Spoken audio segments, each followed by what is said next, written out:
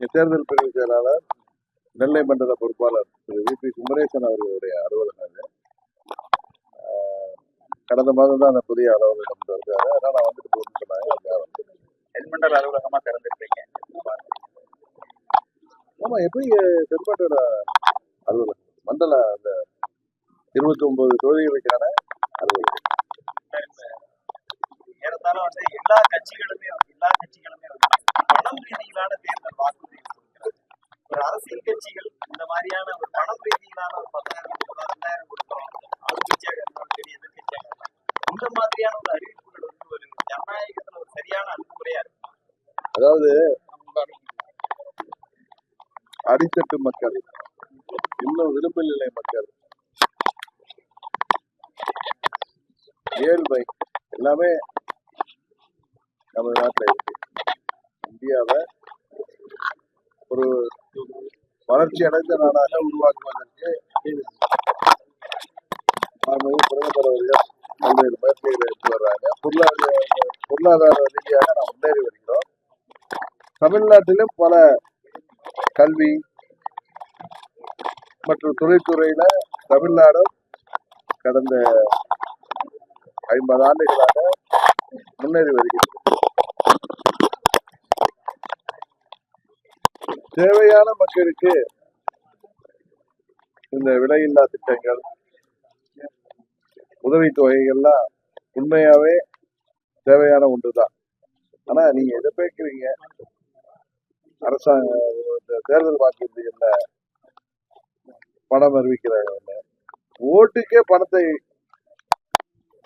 கொடுக்கின்ற சூழ்நிலையில் cash for ஓட்டுன்னு அந்த பணத்தை வாங்கி கொண்டு பாவம் ஏழை எளிய மக்கள் பணத்தை வாங்கி விட்டோமே, அந்த பணம் எந்த வழியில் வந்தது என்பதை அவர்கள் யோசித்தா அவர்களுக்கு தெரியும். இருந்தாலும் பணத்தை வாங்கி விட்டோமே என்று வாக்குகளை போடுகின்ற சூழ்நிலை இருக்கு. எல்லாமே மாறணும்.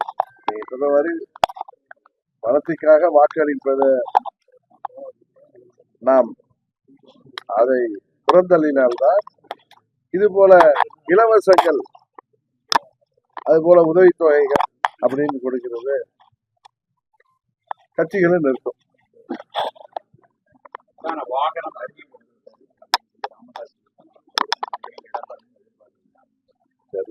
பெரியவர் என்ன முடிவு எடுத்திருக்கிறாரு தெரியாத ஒரு விஷயத்தை நானா பேசக்கூடாது. போகிற வண்டியெல்லாம் ஏற முடியாது, நமக்கான வாகனம் அருகே வந்து விட்டது, நம்ம இலக்கை அடைக்கக்கூடிய வாகனம் கூட்டணி காரணம் அப்படிங்கிறது இல்லை.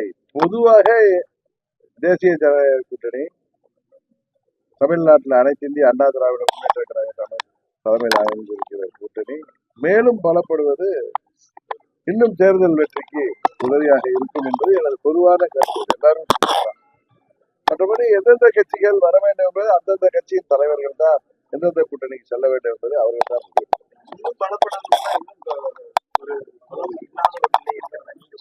இன்னும் இப்ப நாங்க 100 கிலோமீட்டர் வேகத்துல ஓடுறது இருந்தா 1000 கிலோமீட்டர் ஓடுறதுக்கு வாய்ப்பு கிடைச்சா நல்லா இருக்குன்னு நினைக்கிறது தப்பு.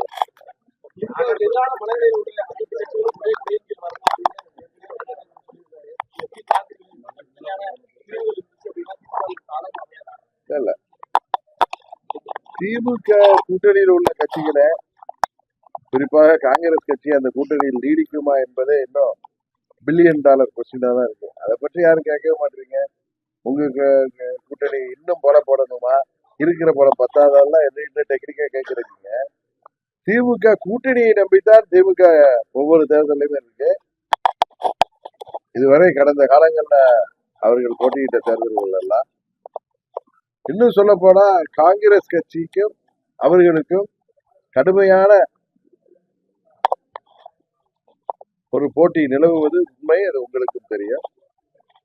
எனக்கு தெரிந்தவரை காங்கிரஸ் கட்சி 35 to 40 தொகுதி வரை இருப்பதாக வருகின்ற செய்தி உண்மை. கூட்டணி ஆட்சி வேண்டும், எங்களுக்கு காங்கிரசுக்கு அமைச்சர்கள் இட வேண்டும் என்று காங்கிரஸ் கட்சி கேட்பதும் உண்மை. அதனால காங்கிரஸ் கட்சி திமுக கூட்டணியில இடம் பெறுமா இல்லை வெளியில வருமா என்பதை வெகு விரைவில் தெரிந்துவிடும். இப்ப மத்தியில் கூட்டாட்சி, மாநிலத்தில் சுயாட்சிங்கிற முழக்கங்களை திராவிட இயக்கங்கள் இதுவரைக்கும் முன்வைச்சிருந்தோம். ஆனா அதையெல்லாம் தாண்டி இப்ப தமிழ்நாட்டிலும் ஒரு கூட்டணி ஆட்சிக்கான ஒரு சூழல் ஏற்பட்டிருக்கிறதா திருமாவளவன் சொல்லியிருக்கிறார். ஆனா அது அப்படியான ஒரு சூழல் இருக்கதா? இந்த நேரத்துல திருமாவளவன் பற்றி கேட்டீங்க. நேற்றைக்கு கூட அவர் எங்களை பற்றி சொன்னப்ப அண்ணன் ஓபிஎஸ் பற்றி நான் சொன்ன கருத்தை அவர்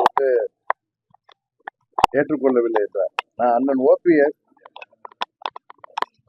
அவருடைய உரிமை, அவருடைய விருப்பம், அவர் எந்த கூட்டணியில் வேண்டுமானாலும் தரலாம், எந்த கட்சியில் கூட போய் சேர்ந்து போட்டியிடலாம். நான் அதை பற்றியெல்லாம் நான் கருத்து சொல்ல, அது அவருடைய தனிப்பட்ட விருப்பம். நான் சொன்னது நண்பர் திருமாவளவன் அவர்கள் புரிந்து கொள்ள வேண்டியது, புரட்சி தலைவர் டாக்டர் எம்ஜிஆர் அவர்களும் இதய தெய்வம் அம்மா அவர்களும் திமுக என்கிற இயக்கத்தை எதிர்த்துதான் புரட்சி தலைவர் இயக்கம் கண்டார். கடந்த 50 ஆண்டுகளுக்கு மேலாக திமுகவை எதிர்க்கின்ற அரசியல் தான் அண்ணா திராவிட முன்னேற்ற கழகம் செய்து வருகிறது. அந்த தலைவர்கள் ஆசியோடு, எம்ஜிஆர் மற்றும் அம்மாவுடைய ஆசியோடு திரு ஸ்டாலின் அவர்கள் மீண்டும் முதல்வர் ஆவார், மீண்டும் ஆட்சி அமைப்பார் என்று ஐயப்பன் அவர்களை பேச வைத்தது, அது சட்டமன்றத்திலே பேச வைத்து, அது சட்டமன்ற பதிவேட்டிலே ரெக்கார்ட் பண்ண வைத்ததை எந்த ஒரு அம்மாவின் தொண்டரும், எந்த ஒரு அதிமுக தொண்டரோ இல்ல எந்த ஒரு புரட்சி தலைவர் தொண்டரும் ஏற்றுக்கொள்ள மாட்டார். அது எங்களுக்கு பெரிய மனவலியை கொடுத்திருக்கிறது என்கிற முறையில தான் நாங்கள் அதற்கு எதிர்வினையாற்றினோம். அதுவும் நாகரிகமான முறையில, நாகரிகமான வார்த்தைகளை தான் சொன்னோம். ஆனால் அவர் அதை புரிஞ்சுக்கணும்.